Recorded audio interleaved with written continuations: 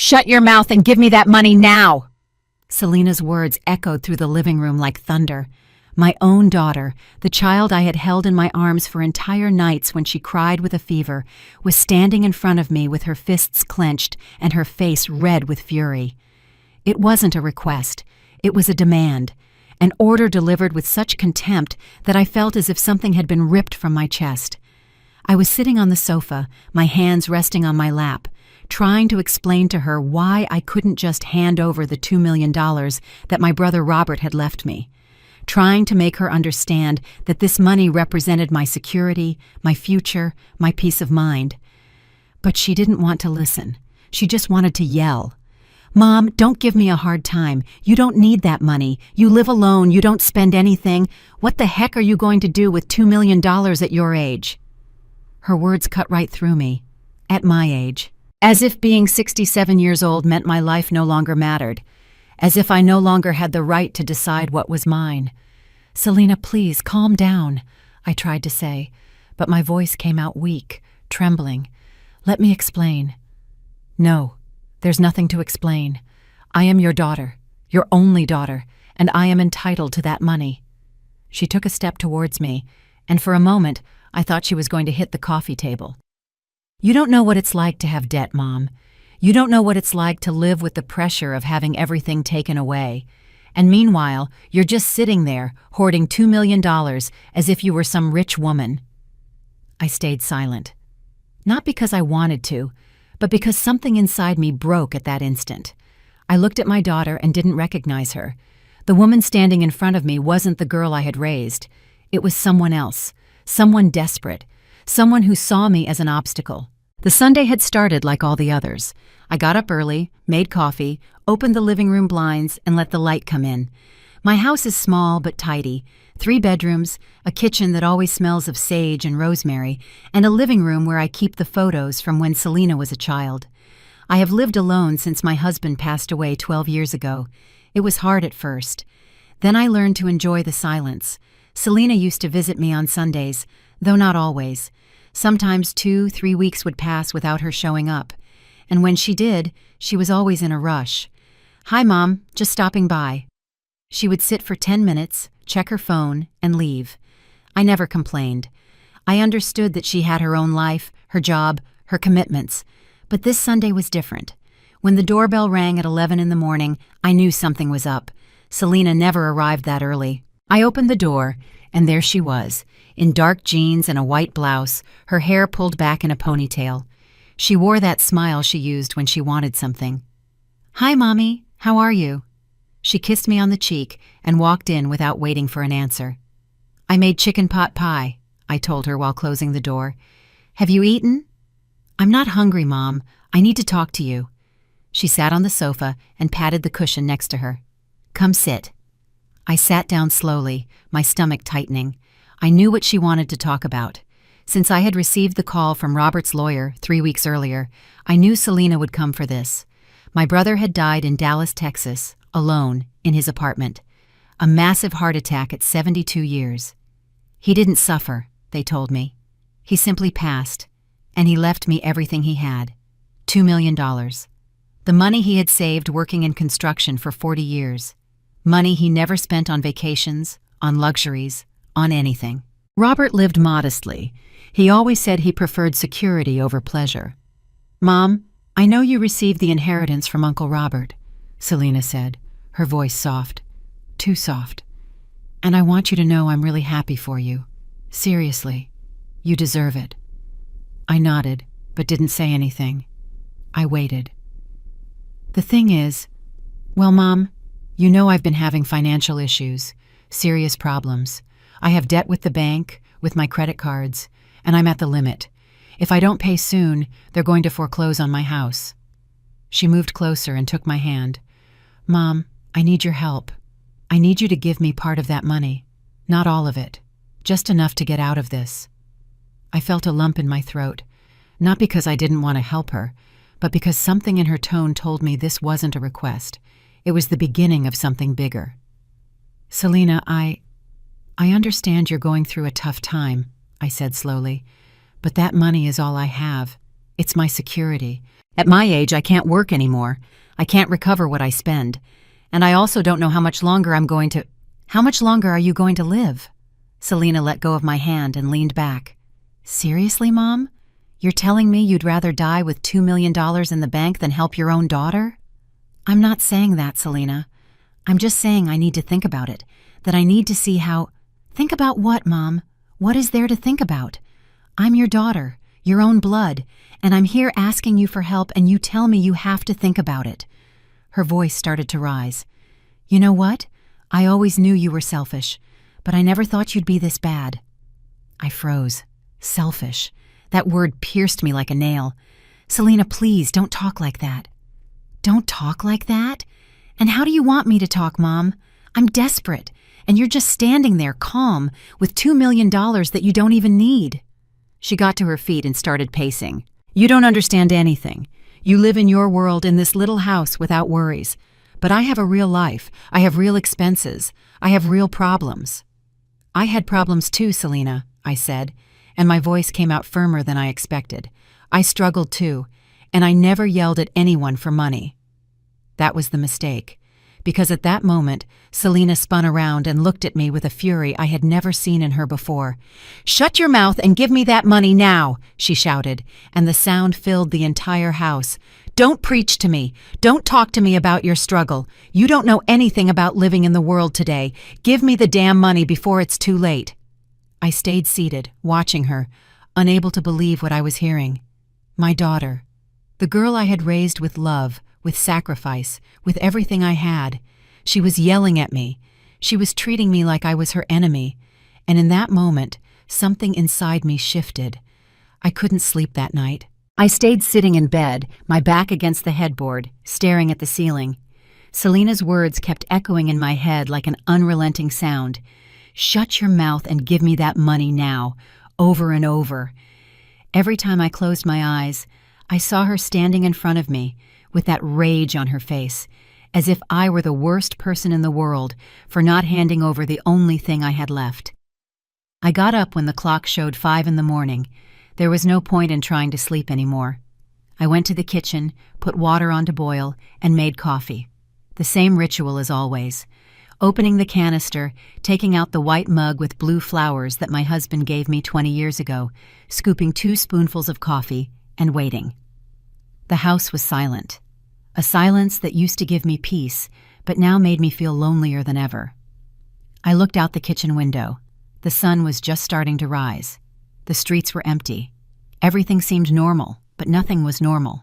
Not after what had happened. Selena had left the apartment, slamming the door so hard that the pictures on the wall shook. She didn't say goodbye. She didn't look at me. She just grabbed her purse and left like a storm. I stayed sitting on the sofa, trembling, not knowing what to do, not knowing whether I should cry or simply accept that something had broken forever. I took a sip of coffee and felt the warmth go down my throat. I needed to think. I needed to understand how we had gotten to this point. Because Selena wasn't always like this. Or maybe she was. Maybe I simply didn't want to see it. My life hasn't been glamorous. I haven't traveled the world or had luxuries. After my husband died, I learned to live simply. With my widow's pension and the savings we had, I managed to get by. I paid my bills, bought my groceries, kept the house clean. I didn't need more. Or so I thought. Selena grew up in this house, the same house where I now live alone. When she was a child, she ran through these hallways, played in the small backyard we have out back, sat at this very kitchen table doing homework while I made dinner. She was a sweet girl, obedient, affectionate. But something changed as she grew up. Maybe it was after her father died. Maybe it was when she got married and divorced 2 years later. Or maybe it was when she lost her job and had to start over. I don't know. What I do know is that the Selena who came to my house yesterday is not the same one I raised. I sat down at the kitchen table and opened the drawer where I keep important papers. I pulled out the envelope Robert's lawyer had given me. Inside were all the inheritance documents. The letter my brother wrote before he died, the certificate of deposit, the numbers, $2 million, an amount I still hadn't fully processed. I read Robert's letter for the 5th time. His handwriting was shaky, almost illegible in some parts. Laura, my dear sister, If you are reading this, it means I am gone. I want you to know that everything I have is yours. I have no one else. You are the only family I have left. Use this money however you want. Live peacefully. Live happily. Don't give it to anyone who doesn't value you. Don't let anyone take what is yours. With love, Robert. I closed my eyes and felt the tears stream down my cheeks. Robert was always wise. He always knew how to see the things I didn't want to see. And in that letter, he was warning me. He was telling me to protect what was mine, not to let myself be manipulated. I put the letter back in the envelope and placed it in the drawer. I finished my coffee and stood up. I had to do something. I couldn't just sit here waiting for Selena to yell at me again. I had to take control of my life. I spent the rest of the morning cleaning the house. I swept the living room floor, dusted the furniture, washed the dishes that Selena hadn't even touched the day before. Every movement was mechanical, automatic, but it helped me not to think, not to feel the knot in my chest that wouldn't go away.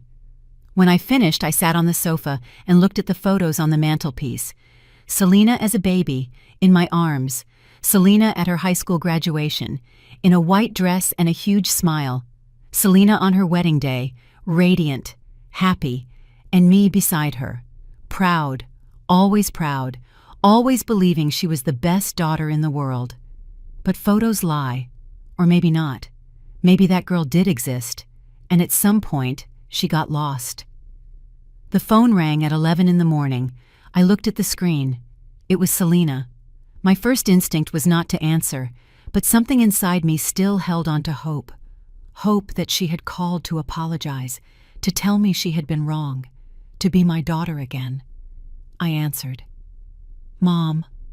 Her voice sounded different, calmer, almost sweet. "Yes, Selena. What is it?" "Mom, I know things got out of hand yesterday, and I'm sorry. I truly am sorry. Truly am. I shouldn't have yelled at you like that, but I'm so desperate, Mom, so tired. And when you told me you couldn't help me, I felt like everything was collapsing." I closed my eyes. There it was, the victim tone, the same one she used as a teenager when she wanted me to forgive her for something. "Selena, I understand you're going through a tough time, but that doesn't give you the right to talk to me like that. I am your mother, and I deserve respect." "I know, Mom, I know, and I do respect you. It's just that, well, you don't know what it's like to be in my shoes, to have debt growing every day, to have people calling you all the time demanding money. It's horrible, Mom. It's like living in a nightmare." I sighed. Part of me wanted to hug her, to tell her everything would be fine, but another part of me, the part that Robert's letter woke up, told me to stop, not to fall for this again. "Selena, I can't solve all your problems. You're an adult. You have to find a way to get out of this on your own." There was a long silence. Too long.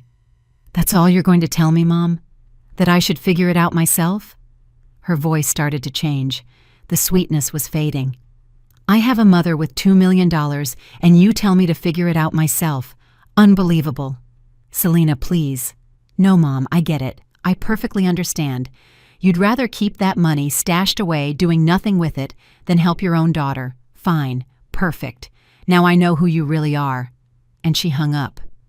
I was left with the phone in my hand, staring at the screen. I felt something break inside me, something that wasn't going to be repairable. The following days were strange.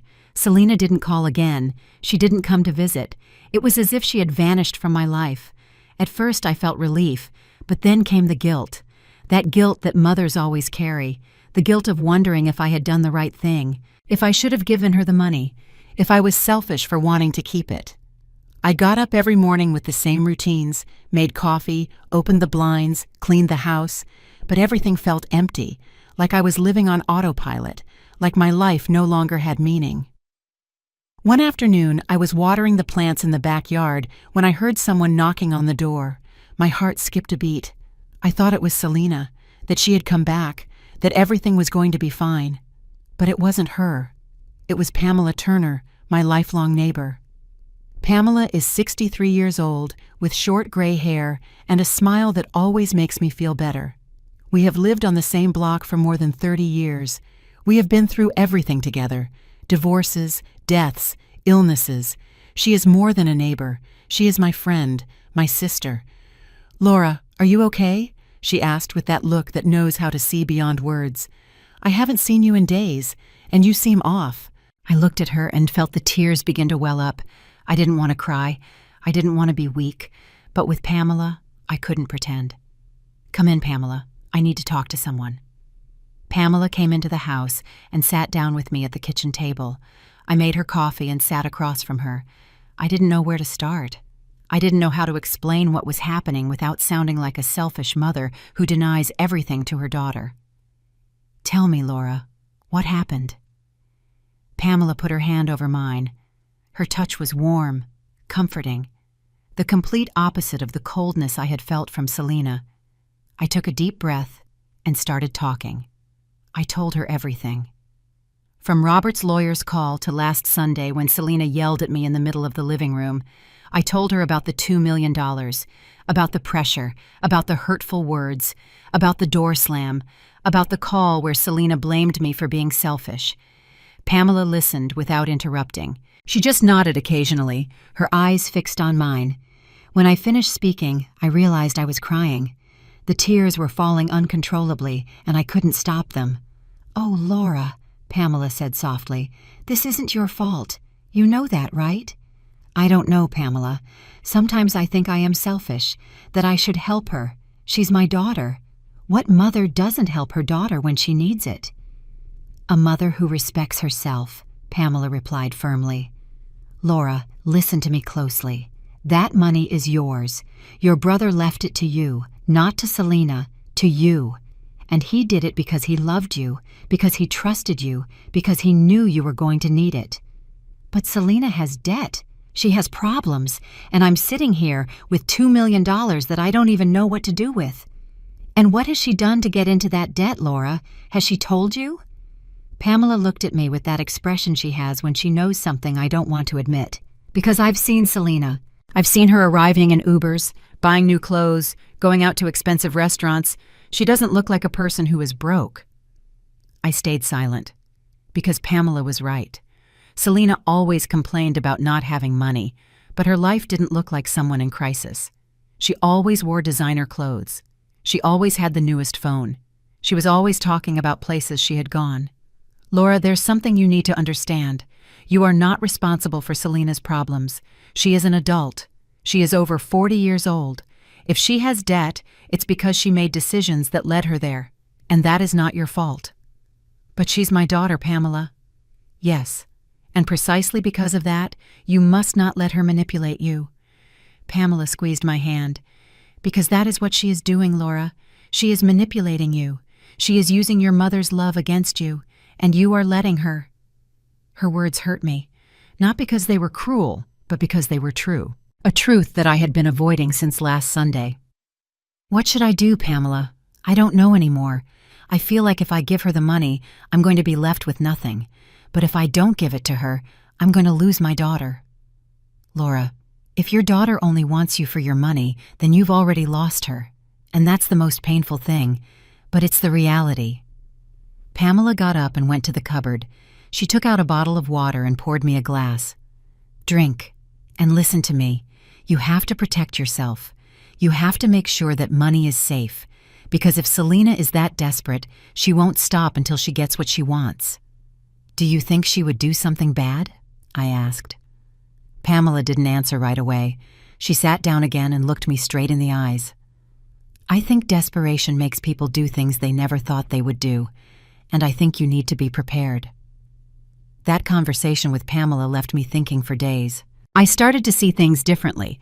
I began to recall situations I had previously ignored, like that time Selena borrowed $5,000 to pay for a supposed medical emergency. She never paid me back. She never mentioned the topic again, or when she asked me to borrow my credit card because hers was blocked. She made purchases for more than $2,000 and took months to pay me.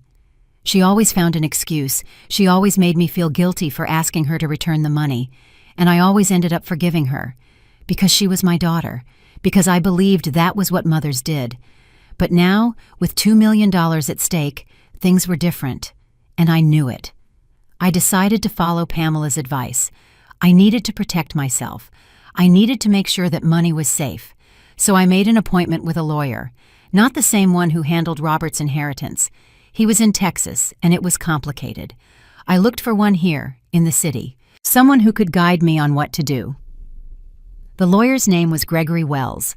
He had a small office downtown, in an old but well-maintained building. When I walked in, he greeted me with a kind smile. He was a man in his 50s, with glasses and a calmness that made me feel safe. "Mrs. Chavez, please have a seat. How can I help you?" I explained the situation to him. I told him about Robert, the inheritance, Selena, everything. Gregory listened attentively, taking notes in a notebook. "I understand," he said when I finished. "And you want to make sure that money is protected, correct?" "Yes. I don't want anyone to be able to take it from me, not even my daughter." Gregory nodded. "Well, Mrs. Chavez, the first thing you need to know is that that money is legally yours. Your brother left it to you in his will. No one can take it from you without your consent, but I understand your concern. Sometimes family pressure can be very strong." "Exactly. I feel like if I don't do something, Selena won't stop, and I'm afraid she'll make me do something I'll regret later." "Then what I recommend is that we open a special account, an account that is solely in your name, with no beneficiaries, with no access for anyone else. We can also draft a will where you clearly specify what you want to happen to that money when you're no longer here. That way, if something happens to you, no one can say it wasn't clear." I felt relieved. Finally, someone was giving me concrete answers, real solutions. "And what if she tries to sue me or something like that?" I asked, with fear in my voice. "She has no legal grounds to sue you, Mrs. Chavez. The money is yours, period. But she can try to cause you problems in other ways. That's why it's important that you are prepared, that you have everything documented, that you know exactly what you have and where it is." I left Gregory's office feeling stronger, with a plan, with something concrete to do. I was no longer alone in this. I was no longer lost. Over the next few days, I followed all the steps Gregory indicated. I opened a new account at a different bank. I transferred the inheritance money to that account. I changed all my passwords. I kept all the important documents in a safe deposit box that I bought especially for this. Every step I took made me feel safer, more in control of my life. But it also made me feel lonelier, because every decision I made pushed me further away from Selena. And although I knew it was the right thing to do, it hurt. It hurt like nothing I had felt before. One evening I was sitting in the living room, watching television without paying attention, when the phone rang. It was a number I didn't recognize. I hesitated before answering, but something told me I should. "Hello? Is this Mrs. Laura Chavez?" It was a woman's voice, formal, professional. "Yes, it is. Who is calling?" "My name is Felicia Thomas. I am an attorney, and I represent your daughter, Selena Chavez. I am calling because she wants to reach an agreement with you regarding your brother's inheritance." I felt the floor open up beneath me. Selena had hired a lawyer. This was no longer just a family fight. This was something more serious. "An agreement?" I asked, trying to keep my voice steady. "That's correct. Ms. Selena believes she is entitled to a portion of that inheritance, and before proceeding through legal channels, she wants to give you the opportunity to resolve this amicably." "That money is mine," I said, and my voice came out stronger than I expected. "My brother left it to me. Legally, there is nothing to negotiate." "I understand your position, Mrs. Chavez, but my client is willing to reach a reasonable settlement. If you agree to give her 50% of the inheritance, she will not take legal action." 50%. $1 million. Selena wanted $1 million, and she was threatening to sue me if I didn't give it to her. "No," I said. "I am not going to do that. That money is mine, and if she wants to sue me, let her. But I will not back down." There was a silence on the other end of the line. "Very well, Mrs. Chavez. I will let my client know your response. Have a good evening." I hung up and was left trembling, not from fear, from rage, from pain, from disbelief. My own daughter was threatening me. My own daughter had hired a lawyer to take what was mine, And in that moment, I knew that something had changed forever, that there was no going back. After hanging up with Selena's lawyer, I stayed sitting on the sofa without moving. My hands were shaking. My heart was pounding so hard I could hear it in my ears. I couldn't believe what had just happened. I couldn't believe my own daughter had gone this far. 50%. $1 million. As if it were something I had extra of. As if I didn't have the right to decide about my own money. I called Pamela. I needed to talk to someone before I went crazy. She answered on the second ring. "Laura, what happened? You sound stressed." "Pamela, Selena hired a lawyer. I just got a call. She wants me to give her half the inheritance or she's going to sue me." I heard Pamela take a deep breath on the other end. "My God, Laura, this is out of control. I don't know what to do. I don't know if I should give her something just so she'll leave me alone. I'm tired, Pamela. I'm so tired of all this."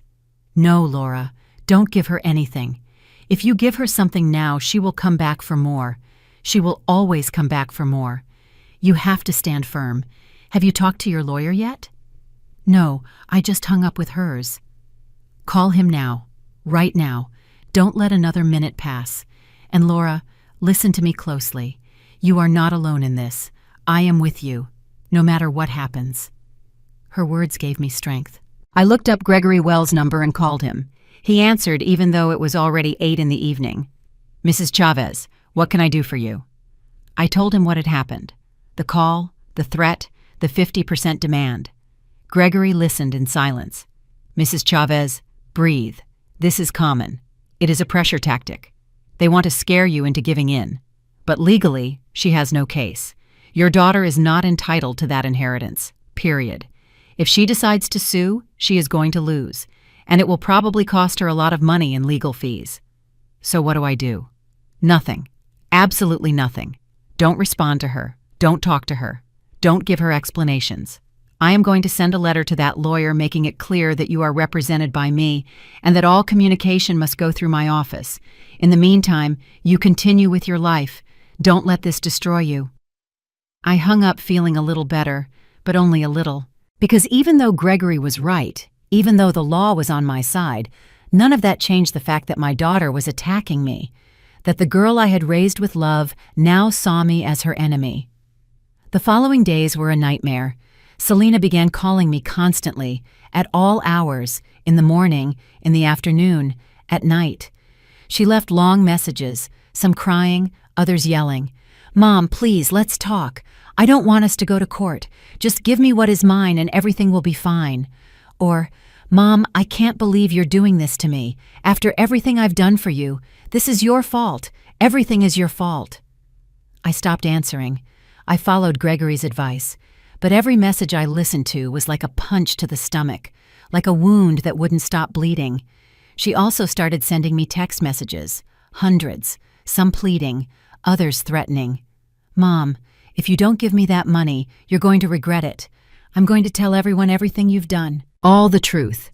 You are a bad mother. You always were, and now everyone is going to know it." I read the messages and wondered if she really knew me, if she really believed the things she was saying, or if she was simply so desperate that she didn't care about hurting me anymore. One afternoon there was a knock on the door. I looked through the peephole before opening. It was Selena. She was standing there in jeans and a black jacket, her hair down. She looked tired, haggard, as if she hadn't slept in days. I stayed on the other side of the door without opening. I didn't want to face her, not after everything that had happened. "Mom, I know you're there. Please, open up. I need to talk to you." Her voice sounded soft, almost broken. I didn't answer. "Mom, please, just 5 minutes. I'm begging you." Something inside me shifted. She was my daughter. She was pleading. And I, as always, wanted to believe that this time was different, that this time she was truly sorry. I opened the door slowly. Selena looked at me with teary eyes. Her face was swollen, as if she had been crying for hours. "Thank you, Mom. Thank you for opening up." 5 minutes, Selena. Only 5 minutes." She came in and sat on the sofa. I stood near the door, ready to run if things got ugly. "Mom, I know things have gotten out of control. I know I've said horrible things, And I'm sorry. I really am sorry. She wiped her tears with the back of her hand. I'm just desperate. Mom, I have almost $100,000 in debt. The bank is threatening to take my house. I don't have a job. I don't have anyone to help me. And you are all I have. I sat in the armchair across from her. I looked at her without saying anything, waiting. I know the money is yours. I know Uncle Robert left it to you. But Mom, you don't need it. You live well with your pension. You have this house. You have everything taken care of. I, on the other hand, I'm about to lose everything. Can't you help me? Even just a little? Selena, how did you end up with $100,000 in debt? I asked. My voice came out harsher than I expected. She looked down. Things. Expenses. Life is expensive. Mom, you don't understand because you don't live in my world. What expenses, Selena? Clothes, restaurants, trips? It's not just that. I also had emergencies, things I had to pay for. It wasn't all frivolous. And why didn't you ask for help before? Why did you wait until now? Because you didn't have money before, Mom. But now you do. Now you have $2 million, and I don't understand why you don't want to share even a little bit with me. There it was again. That tone. That way of making me feel guilty. Of making me believe I was the bad person for not giving her what she asked for. Selena, that money is my security. It is the only thing I have for my old age, for emergencies, to be able to live peacefully without depending on anyone. But I'm your daughter, Mom. Families are supposed to help each other. You're supposed to want to help me. I helped you your entire life, Selena. I gave you an education. I gave you a home. I gave you food. I gave you love. And you know what? You never thanked me. It was never enough. And now you come here asking me for $1 million as if it were the most normal thing in the world. Selena stood up. The softness on her face began to disappear. You know what, Mom? You're right. Nothing was ever enough, because you were never a good mother. You were always more worried about your life, about your things, than about me. Dad was the one who raised me. You were just decoration. Her words cut through me like knives. That's not true, Selena, and you know it. No? Really? Then tell me, Mom, where were you when I needed you? When I got divorced? When I lost my job? Oh yeah, you were here, in your little house, living your quiet life while I suffered. I was always available for you, Selena, always, but you never wanted my help. You only wanted my money. Because that's the only thing that works, Mom. Money is the only thing that solves problems, and you have it and you don't want to give it to me. It's not that I don't want to, it's that I can't. I can't give you something that is going to leave me with nothing. I can't sacrifice my future for your mistakes. Selena looked at me with a coldness I had never seen before. You know what, Mom? I tried to do this the nice way. I tried to talk to you. I tried to reason. But I see it's no use. So we're going to do this the hard way. What does that mean? It means I'm going to do everything in my power to take that money from you. I'm going to sue you. I'm going to tell things about you. I'm going to make everyone know what kind of mother you are, and in the end, you're going to be left alone, completely alone. She turned around and walked towards the door. Before leaving, she turned one last time. This is your fault, Mom. Everything that happens from now on is your fault. And she left, leaving me standing in the middle of the living room, trembling, with tears falling uncontrollably. I couldn't sleep that night. I lay in bed staring at the ceiling, thinking about everything Selena had said, wondering if she was right, if I really had been a bad mother, if all of this was my fault. But then I remembered Robert's words in his letter. Don't give it to anyone who doesn't value you. Don't let anyone take what is yours. And I understood that my brother knew. He knew this was going to happen. He knew Selena was going to come for the money. He knew I was going to need strength to resist. And I decided I wasn't going to give in, that I wasn't going to let them destroy me, that I was going to fight for what was mine, even if it meant losing my daughter forever. The days turned into weeks, and the weeks into a silent hell. Selena carried out her threat. She not only sued me, but she started calling distant relatives, neighbors, anyone who would listen to her, telling them her side of the story. I was the villain, the selfish mother who refused to help her daughter in trouble, the stingy old woman who preferred to keep millions than lend a hand to her own flesh and blood. The first to call me was my cousin Irene, who lives in Orlando, Florida, and with whom I barely speak twice a year. "Laura, Selena called me crying. She told me about the inheritance. Is it true that you won't help her? She says she's desperate, that she might lose her house." Her tone was not a question. It was judgment, as if she had already decided I was wrong. "Irene, the situation is more complicated than Selena told you," I tried to explain, but she interrupted me. "Laura, she's your daughter, your only daughter. How can you be so hard on her? Sometimes mothers have to sacrifice for their children. It's what we're supposed to do." That word, sacrifice. As if my entire life hadn't been just that. As if I hadn't spent years sacrificing for Selena. For her education. For her well-being. For everything. "Thank you for your opinion, Irene. But this is something between Selena and me." And I hung up before she could say anything else. Then it was my neighbor down the street, Carol, who stopped greeting me. Before, she always stopped when she saw me passing, asked me how I was, offered me coffee. Now she crossed the street to avoid running into me. Pamela told me that Selena had gone to visit her, that she had cried for an hour talking about how bad I was, about how I was letting her starve while I was swimming in cash. "People talk, Laura," Pamela told me one afternoon while we were having tea in my kitchen. "They are saying horrible things about you, and you can't stay silent." "And what do you want me to do, Pamela? Go out into the street to defend myself? Explain to every person what is really happening? I'm not going to do that. People can think whatever they want." "But it's affecting you. I see you getting thinner every day, more tired. You are not eating well. You are not sleeping. Selena is destroying you, and you are letting her." She was right. I had lost almost 20 pounds in the last few weeks. I wasn't hungry. I didn't feel like doing anything. I woke up in the early hours with my heart racing, thinking about everything Selena was saying about me, about how she was painting me as a monster. But the worst part wasn't what she told others. It was what she sent to me. The text messages arrived at all hours. "Mom, you know what? I hope you die soon so I can finally have what is mine." Or, "You are a selfish old woman and everyone knows it. No one is going to be by your side when you die alone." Or, "I hope that money makes you happy because it's the only thing you'll ever have." Every message was a stab.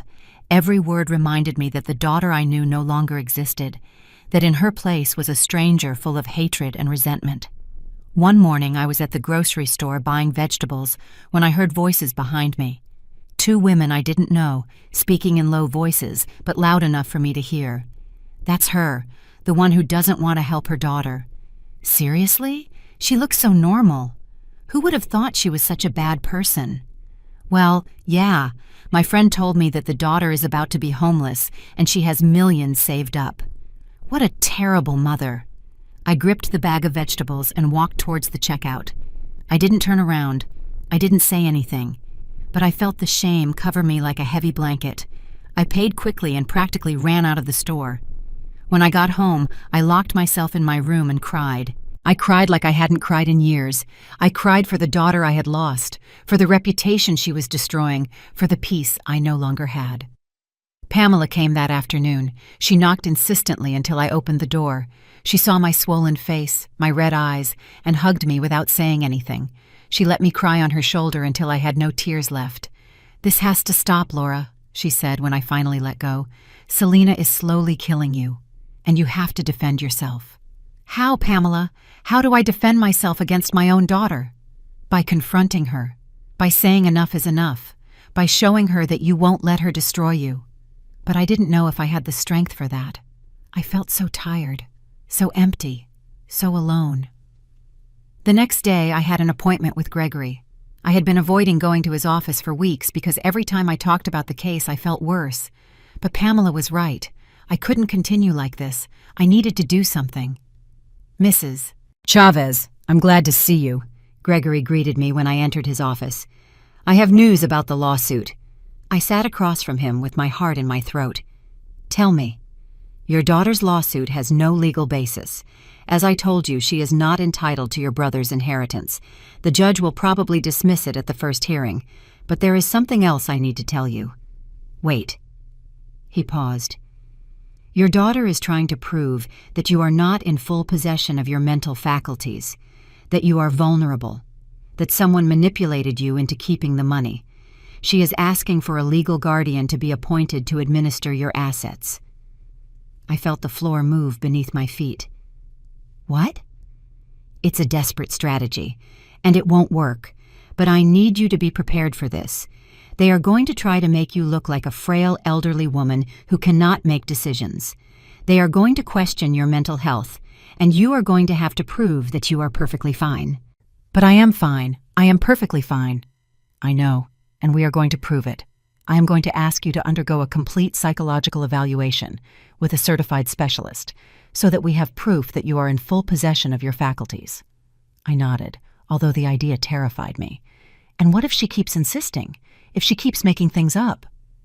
"Then we are going to take legal action against her for defamation, for harassment, for whatever is necessary. Mrs. Chavez, you have to understand something.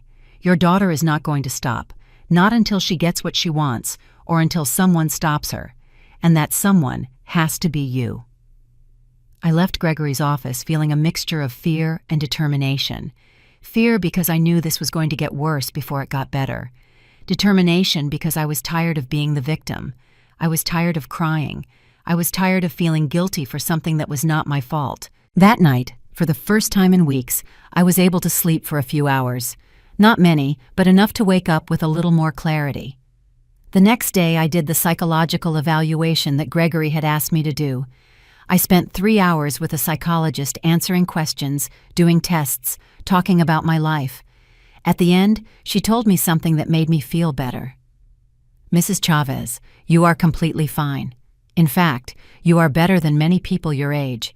You have mental clarity, good memory, and an admirable emotional strength.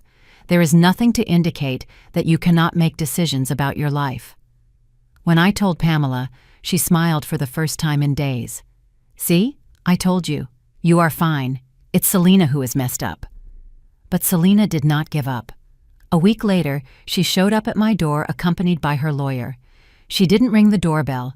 She simply pounded on the door as if she had the right to enter whenever she wanted. I didn't open it. I stayed on the other side, listening.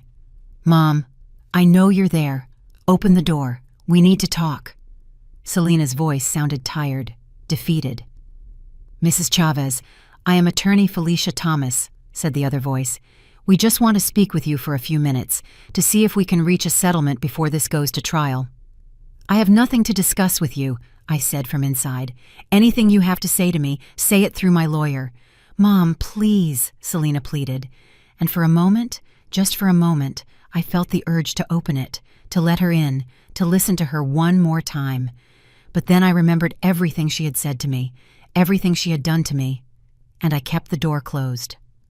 "Fine, Mom," Selena said, and her voice changed completely. It was no longer a plea. It was a threat. "If that's how you want things to be, that's how they'll be. But I'm warning you. When this is over, you will be completely alone. No one will want to be near you. And you'll regret not having listened to me when you still had the chance." I heard their footsteps moving away. I heard the car start, and I remained leaning against the door, trembling, but without opening it, because I knew that if I opened that door, if I gave in even a little, I would lose myself forever. After that day when Selena came with her lawyer, something changed in me. It was no longer just fear or sadness that I felt. It was something deeper. It was rage. Rage for everything she had done to me, for how she had treated me, for how she had tried to destroy me by using my own mother's love against me. And that rage, although I was afraid to feel it, also gave me strength. Pamela noticed it immediately. "You look different," she told me one afternoon while we were making coffee in my kitchen. "Stronger, like you finally woke up." "I'm tired, Pamela. Tired of crying, tired of feeling guilty, tired of letting Selena control me. I can't continue like this." "I'm glad to hear you say that, because you need that strength for what is coming.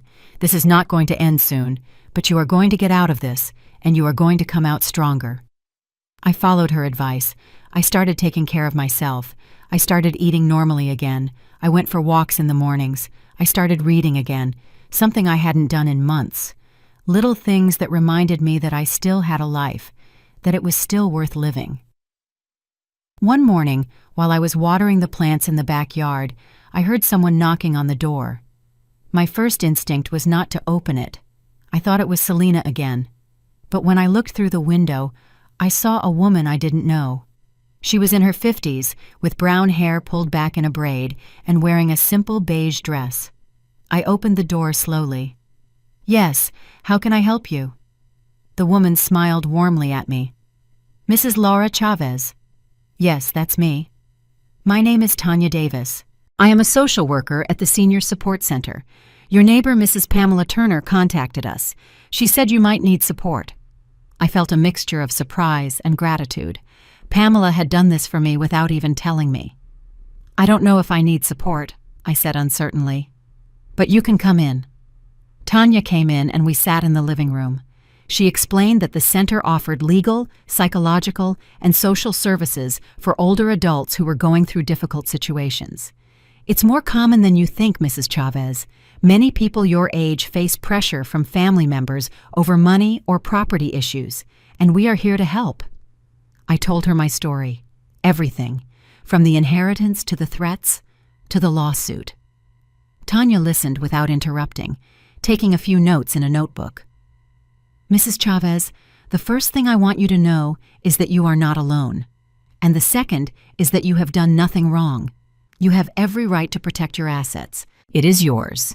And no one, not even your daughter, can force you to hand it over." Her words made me feel validated, understood, something I hadn't felt in a long time. "We have a support group," Tanya continued. "They are women your age who have gone through similar situations. They meet once a week, they share their stories, they support each other. I think it would do you good to meet them." I accepted. I had nothing to lose. The following week, I went to my first group meeting. It was in a small room at the community center. There were 6 women sitting in a circle, all over 60, all with stories similar to mine. The first to speak was a woman named Grace. She was 70 years old, and her son had stolen her savings using her documents. "I felt so ashamed," she said, her voice trembling. "I thought it was my fault, that I had been careless. But here I learned that financial abuse is real, and that we don't have to tolerate it in silence." Another woman, Meredith, recounted that her children had placed her in a nursing home without her consent to take her house. "I had to sue them to regain my freedom. It was the hardest thing I've ever done, but it was worth it. Now I live alone, in my house, and they can no longer touch me." Every story I heard was a reflection of mine. Daughters who demanded, sons who manipulated, families that became enemies over money. And all those women had survived. All of them had found a way to move forward. When it was my turn to speak, the words flowed uncontrollably. I told them everything. I cried, I vented, and they listened to me without judging, without telling me I was wrong, without telling me I should forgive Selena. They simply were there. At the end of the session, Grace approached me. "Laura, what you are doing is brave. Don't forget that. Defending what is yours doesn't make you a bad mother. It makes you a woman with dignity." Those words stayed with me for days. I repeated them to myself every time I felt like giving in, every time the guilt tried to return. Meanwhile, the legal process was moving forward. Gregory kept me informed of every step. Selena's lawsuit had been dismissed, just as he had predicted, but she had appealed, and now we were waiting for a new hearing. "She is doing this to wear you down, Mrs. Chavez," Gregory explained to me. "She knows she has no case, but she wants you to get tired, to give her something just so she'll leave you alone. Don't fall for it." I wasn't going to fall for it. I had decided that I would see this through to the end. One afternoon I was at the grocery store when I saw Selena. She was in the dairy aisle, alone, looking at her phone. She looked different, thinner, paler, as if she wasn't sleeping well either. For a moment I thought about approaching her, about asking her how she was, about trying to build a bridge one more time. But then I remembered everything she had said to me, everything she had done to me, and I kept walking. She saw me. I know she saw me, because our eyes met for a second. But neither of us said anything. We simply continued on our separate ways like two strangers. That night, as I lay in bed, the phone rang. It was an unknown number. I hesitated before answering, but something told me I should. "Hello? Mrs. Laura Chavez." It was a man's voice, formal. "Yes, that's me. Who is calling?" "My name is Paul Miller. I am a private investigator. Your daughter hired me a few weeks ago to investigate you." My heart stopped. "To investigate me?" "That's right. She wanted me to find something she could use against you, some mistake in your finances, some legal problem, something. But I didn't find anything. You are an irreproachable person, Mrs. Chavez." "And why are you calling me?" "Because I don't agree with what your daughter is doing. I have a mother. And if someone treated her the way she is treating you, I wouldn't be able to sleep peacefully. That's why I decided to call you. So you know what is happening. And so you protect yourself." "Thank you," I said, my voice trembling. "Thank you for telling me." "Take care, ma'am, and don't give up. You deserve to live in peace." I hung up and stared at the ceiling. Selena had hired someone to investigate me, as if I were a criminal, as if I were her enemy. And in that moment, I understood that there was no turning back, that the daughter I knew was so lost that there was no way to get her back. The next day, I called Gregory. I told him about the investigator's call.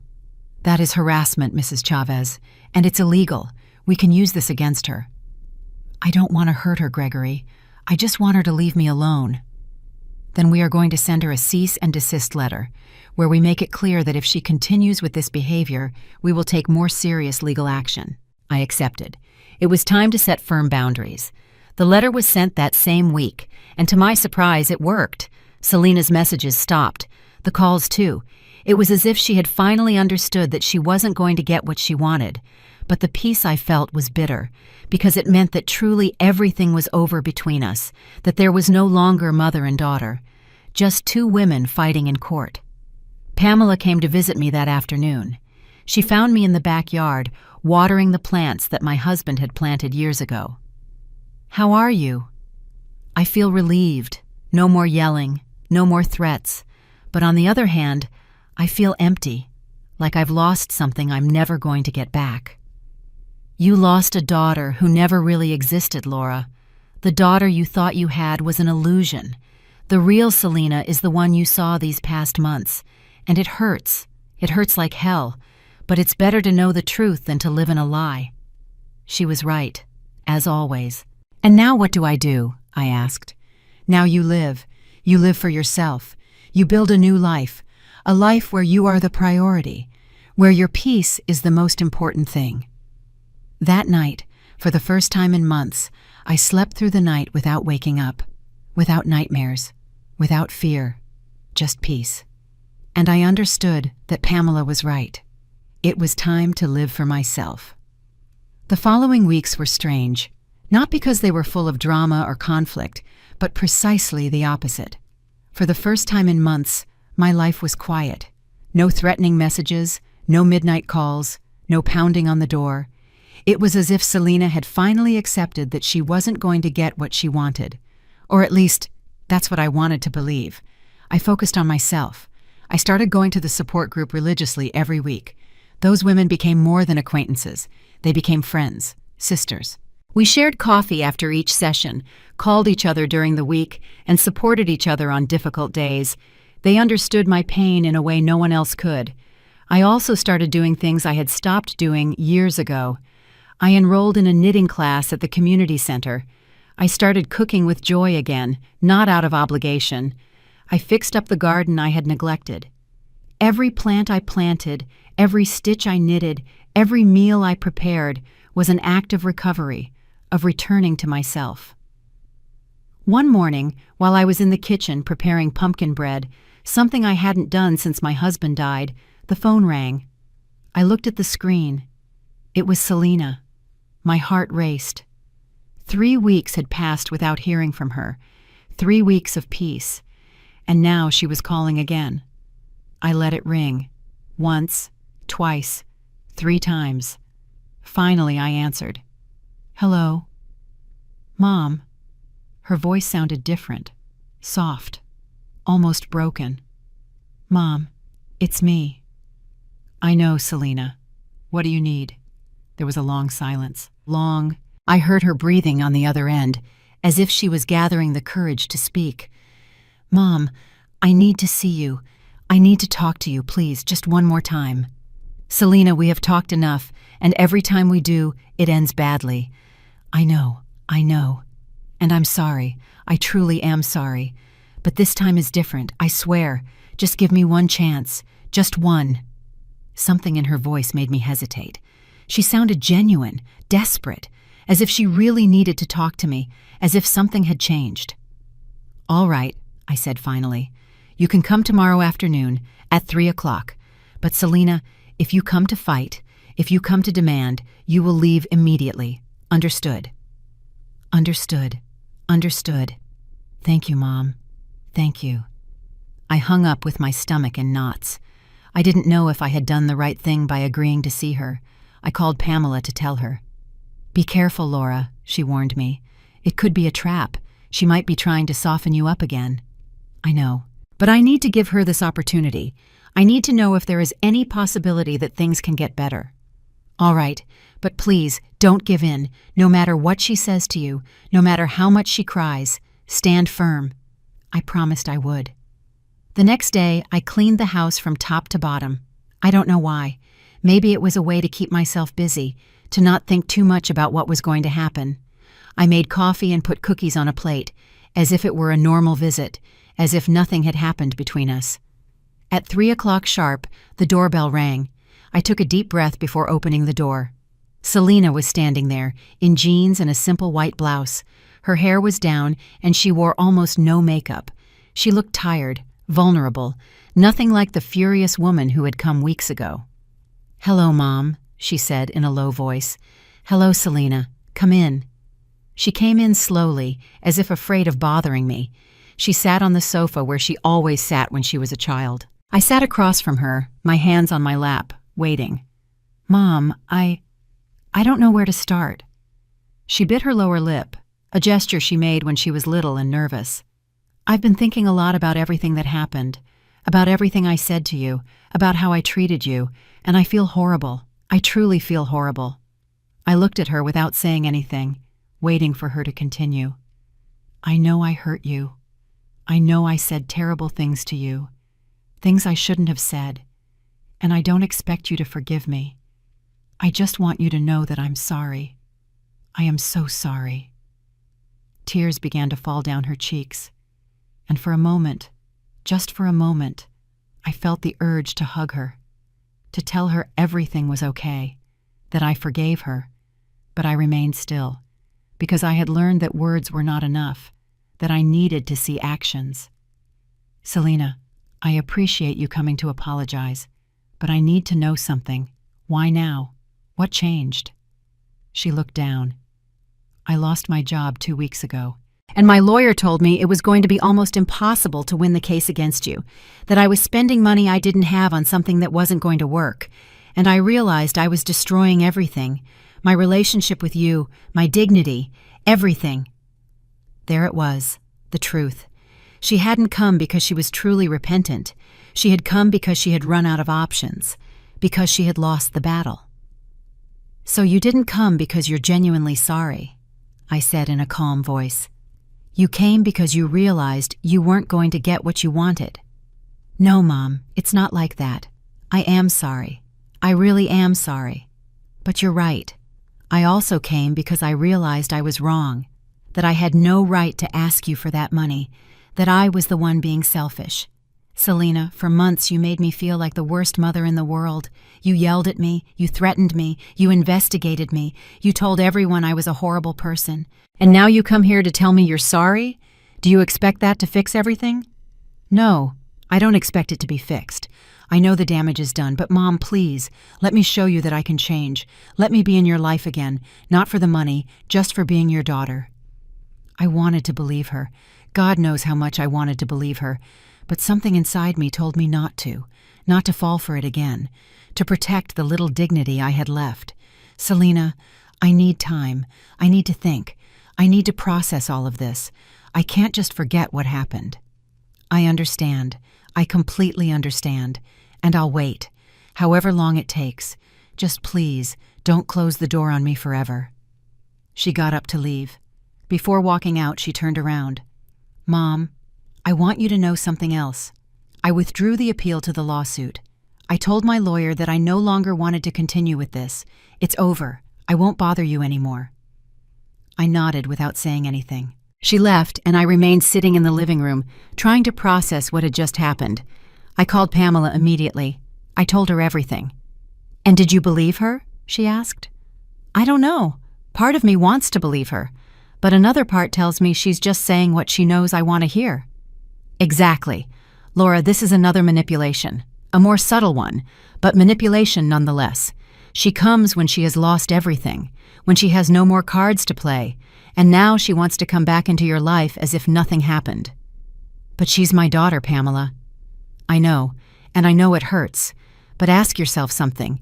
If she had won the case, if she had gotten the money, do you think she would be here asking for your forgiveness? I stayed silent, because I knew the answer. No, she wouldn't be here. Laura, you decide if you want to give her another chance. But if you do, let it be with clear boundaries. Let it be with actions, not just words. And above all, let it be by taking care of yourself first. I couldn't sleep that night. I thought about everything Selena had said, about her repentant face, about her tears, and I wondered if it was possible that she had really changed, or if I was just being naive again. The following days were more of the same.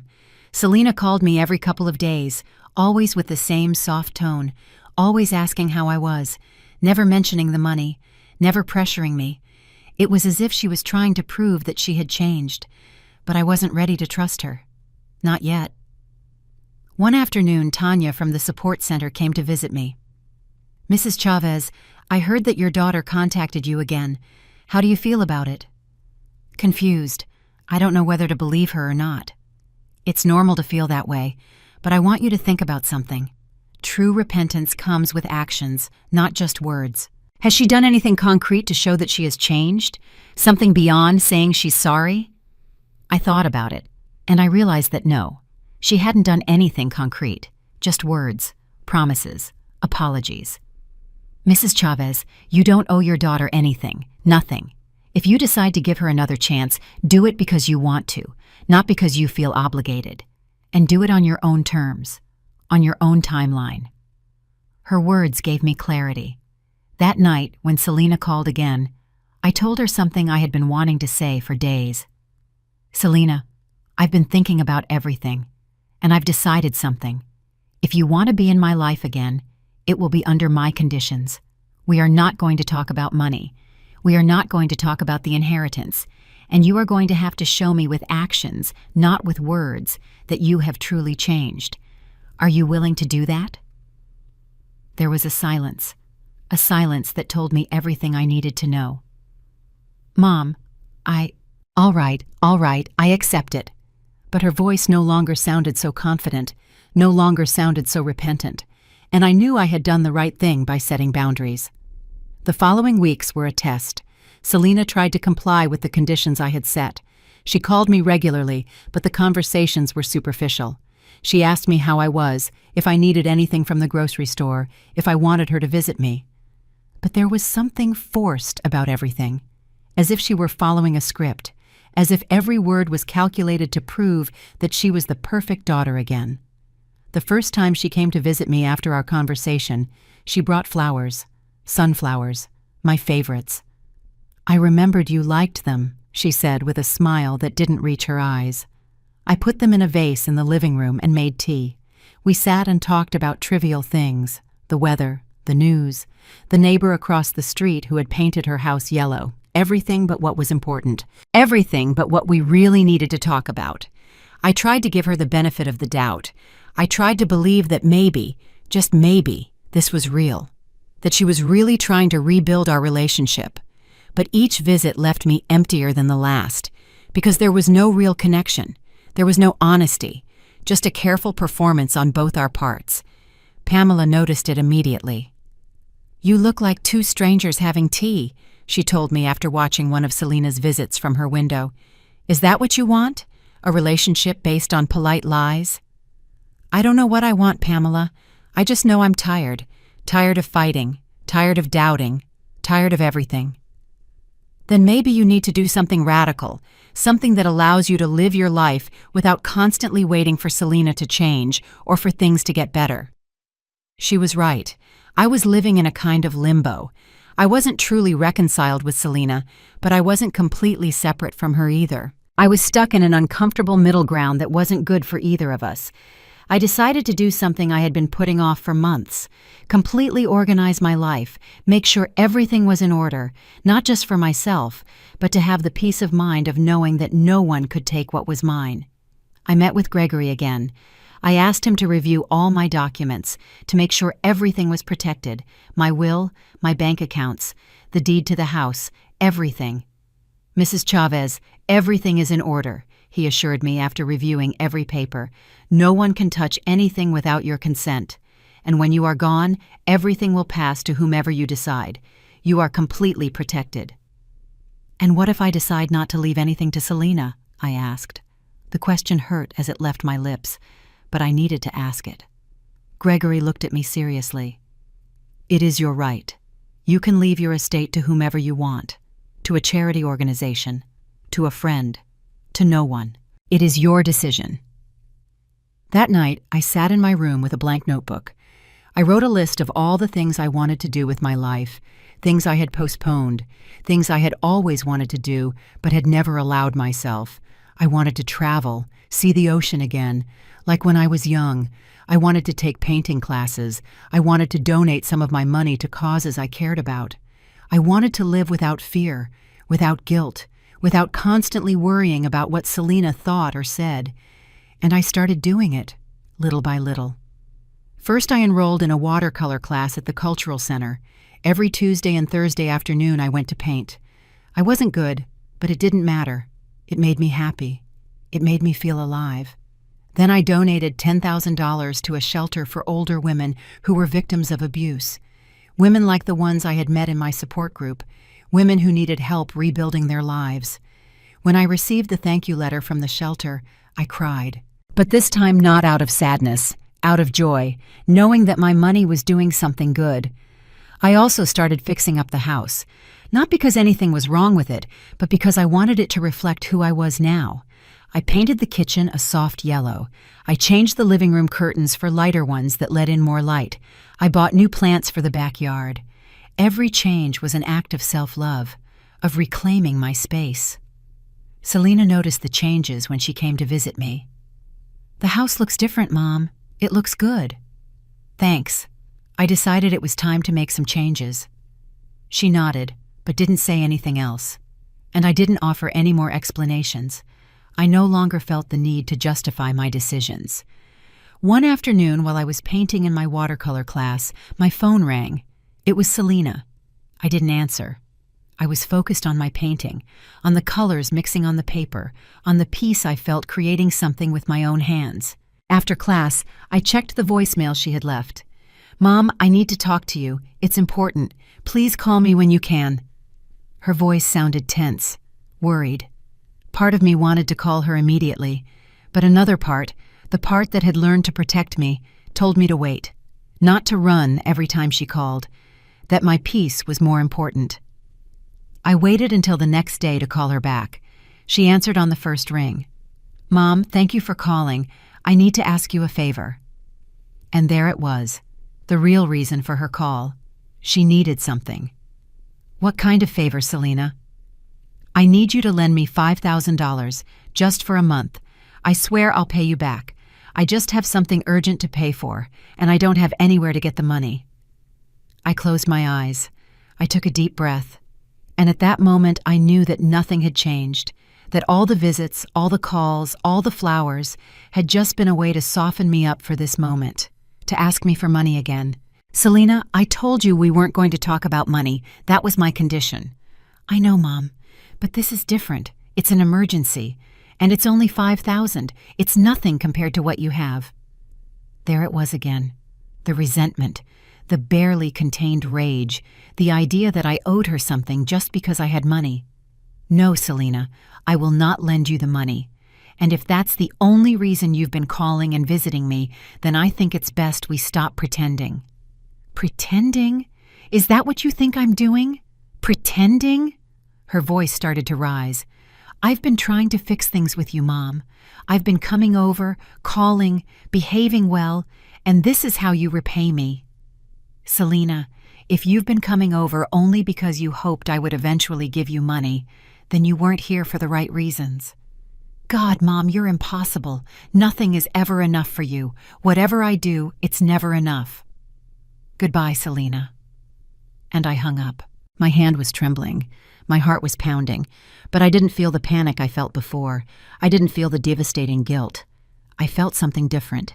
I felt relief. Relief at knowing I had done the right thing. That I had stood firm. That I hadn't given in. I called Pamela. I told her what had happened. I'm proud of you, Laura. I know it wasn't easy. But you did the right thing. I know. But it hurts. It hurts to know that she really hasn't changed, that it was all an act.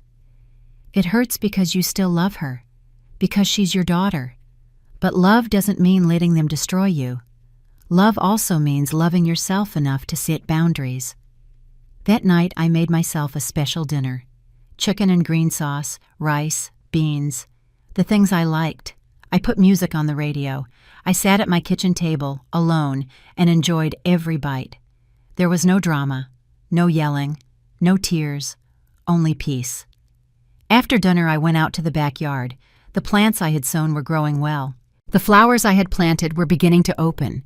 The garden, which had been neglected for months, was now alive again, full of color, full of life. I sat on the small bench my husband had placed there years ago. I looked up at the sky. The stars were beginning to appear, and in that moment, I felt something I hadn't felt in a long time. I felt gratitude. Gratitude for being alive, for having a roof over my head, for having friends who loved me, for having the strength to defend myself. Selena did not call again after that conversation, and I didn't seek her out. I understood that sometimes love means letting go. It means accepting that you cannot save someone who does not want to be saved. I focused on my life, on my painting classes, on my support group, on Pamela, on the small daily joys that I didn't see before because I was too busy worrying about Selena. I started planning a trip to the coast, something I had wanted to do since my husband died. I looked for small hotels, cozy ones, places where I could walk on the beach, where I could feel the sun on my face, where I could just be myself. One morning while I was watering the plants, Carol, the neighbor who had stopped talking to me, approached me. "Laura, good morning." I looked at her, surprised. "Good morning, Carol. I want to apologize to you. I found out what really happened with Selena. Everything. And I feel terrible for believing everything she told me. I am so sorry." "Don't worry, Carol. It's in the past." "No, it's not okay. I judged you without knowing the whole story. And that was wrong. I hope you can forgive me." I nodded. "It is forgiven." She smiled with relief. "If you ever want to come over for coffee, my door is open." "Thank you. I'll keep that in mind." As I watched her walk away, I realized something. I was recovering not only my life, but also my dignity, my reputation, my place in the world. And that was worth more than any amount of money. 6 months passed since the last time I spoke with Selena. 6 months in which I learned to live for myself. 6 months in which I rebuilt my life piece by piece. And although there were moments when I missed her, when I thought about the girl she once was, I no longer felt the devastating pain from before. I had learned to live with the loss. I had learned that sometimes loving means letting go. I took that trip to the coast I had been planning. I spent 2 weeks in a small hotel facing the sea. Every morning I woke up early and walked on the beach barefoot, feeling the sand between my toes, listening to the sound of the waves. It was the first time in years that I felt completely at peace, without worries, without fear, just me and the ocean. During that trip, I met other women my age, women who were also alone, who were also rebuilding their lives after losses, divorces, or family conflicts. We shared stories while having coffee on the hotel terrace, and I realized that I wasn't alone, that there was a whole world of women like me, women who had decided that their peace was worth more than any toxic relationship. When I returned home, I felt refreshed, different, as if I had left something heavy on that beach and had come back lighter. I continued with my painting classes.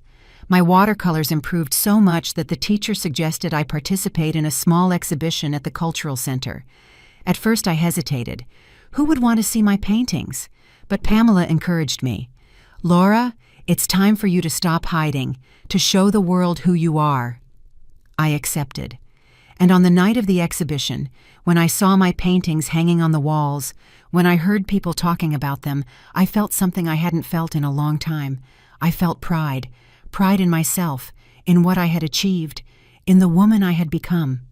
Pamela was there, of course, and the women from my support group, and Tanya, and Carol, and other neighbors who had started talking to me again after learning the truth.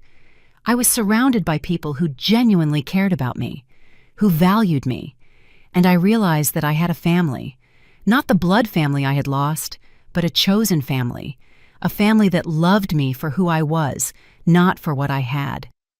One autumn afternoon, almost 8 months after the last conversation with Selena, I was at the grocery store buying vegetables when I saw her. She was in the grain aisle, alone, with an almost empty cart.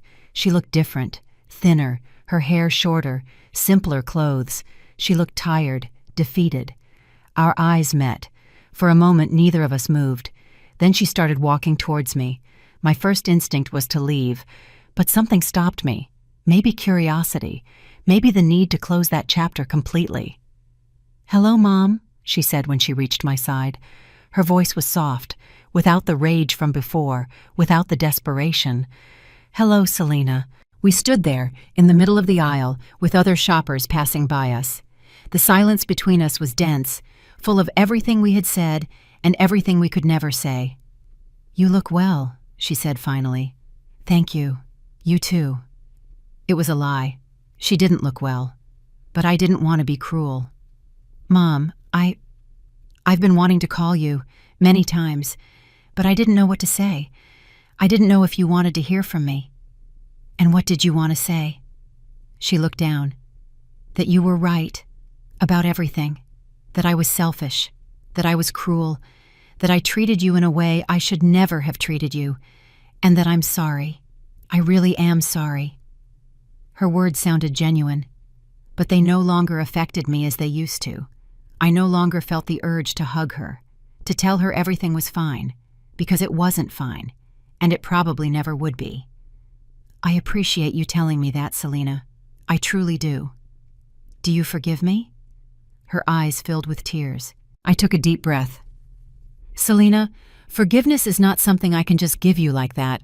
Not after everything that happened. Maybe someday. But today, at this moment, the best I can do is wish you well.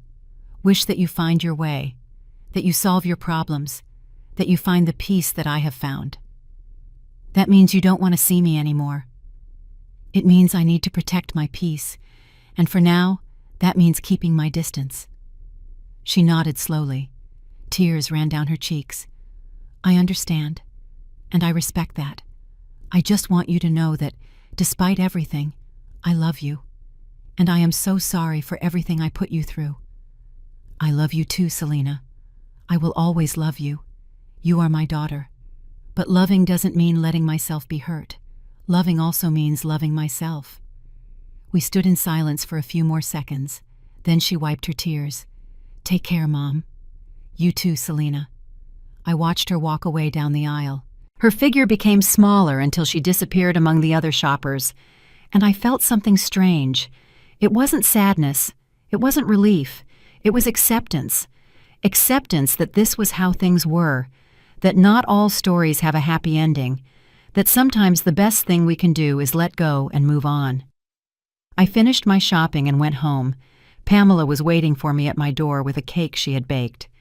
"Do you remember what day it is today?" she asked with a smile. I had completely forgotten. My birthday, 68 years old. Laura, look at you, stronger than ever. We went into the house. Pamela put the cake on the table and lit the candles. Make a wish. I closed my eyes. I thought about everything that had happened in the last year, about everything I had lost, about everything I had gained, and I made a simple wish. I wished to continue having the strength to live my life with dignity, to protect my peace, to be happy. I blew out the candles. Pamela applauded. And in that moment, surrounded by the aroma of the cake, the warmth of my friend, the sunlight coming through the window, I realized something fundamental. I didn't need Selena to validate me. I didn't need her forgiveness or her love. What I needed was right here, in this house, in this life I had built for myself. The following months I kept going. I donated more money to the women's shelter. I joined a volunteer group that visited nursing homes to keep company with older people who didn't have family. I kept painting. I kept traveling. I kept living. Once in a while I would think about Selena. I wondered how she was doing, if she had found a job, if she had solved her problems. But it was no longer a constant worry. It no longer kept me up at night. It was simply a thought that came and went, like the ocean waves. 1 year after that encounter at the grocery store, I received a letter. It was from Selena. I opened it with trembling hands, not knowing what to expect. Mom, I don't know if you'll read this, but I need to write it to you anyway. I've been in therapy for the past few months. I finally accepted that I had problems that I needed to resolve, problems that had nothing to do with you. I understood that I blamed you for things that were my responsibility, that I expected you to fix my life when I was the only one who could do it. I am not writing to ask for your forgiveness again. I already did that, and I know you need time. I am writing to tell you that I am working on being better, on being the person I should have always been, and to thank you for maintaining your boundaries, for not giving in, because that forced me to face reality. I love you, Mom, and I hope that someday, if you want to, we can try again, but this time for real, without lies, without manipulation, just two women who love each other trying to understand each other. With love, Selena. I read the letter 3 times, and something inside me shifted. It wasn't complete forgiveness. It wasn't forgetting. But it was a start, a possibility, a door that maybe, someday, could open a little. I put the letter in the drawer where I kept important papers, next to Robert's letter, the 2 most important letters of my life, one that had given me strength to protect myself, the other that gave me hope that maybe, just maybe, not everything was lost. But even if that hope never became reality, I would be fine, because I had learned the most important lesson of all, that my worth didn't depend on whether Selena loved me or not, that my happiness didn't depend on having a perfect relationship with my daughter, that I was enough, exactly as I was. I sat in the backyard that afternoon with a cup of tea in my hands, looking at the flowers I had planted. Each one had grown strong and beautiful, like me, despite everything, despite the storms, despite the pain.